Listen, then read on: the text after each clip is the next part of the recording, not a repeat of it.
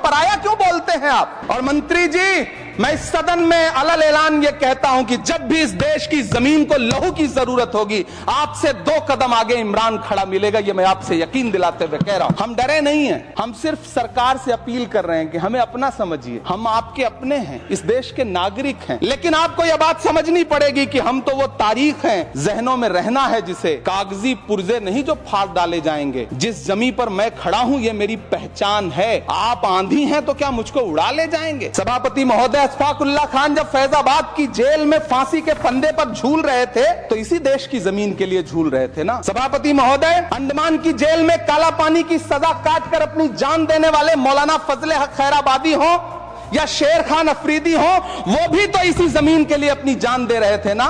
सभापति महोदय, पाकिस्तान के खिलाफ लड़ते हुए अपनी जान देने वाले महावीर चक्र विजेता ब्रिगेडियर उस्मान हो या पाकिस्तान के पैटर्न टैंक उड़ाने वाला परमवीर चक्र विजेता वीर अब्दुल हमीद हो, वो भी तो इसी जमीन के लिए अपनी जान दे रहा था ना।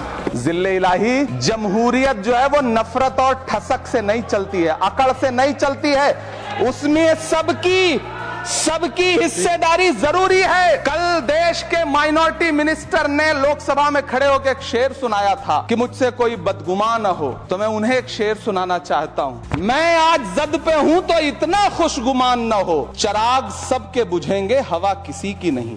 मेरी पलकें गीली हैं। अगर देश की एक बहुत बड़ी आबादी को लगता है कि आप उसका भला करने के लिए नहीं बल्कि उनकी इबादत गाहों, उनकी कब्रिस्तानों, उनकी खानकाहों को बर्बाद करने का बिल ला रहे हैं, तो फिर आप अगर समझाने में नाकामयाब रहे हैं तो यह आपकी नाकामयाबी है। पहले समझाइए, उसके बाद कोई बिल लेकर के आइए, तब शायद हम आपका इतनी पुरजोर तरीके से विरोध ना करें। कि चिरागों के सफर में दबदबा हो आंधियों का तो फिर अंजाम जुल्मत के सिवा कुछ भी नहीं होगा। ये दुनिया नफरतों के आखिरी स्टेज पर है, इलाज इसका मोहब्बत के सिवा कुछ भी नहीं होगा।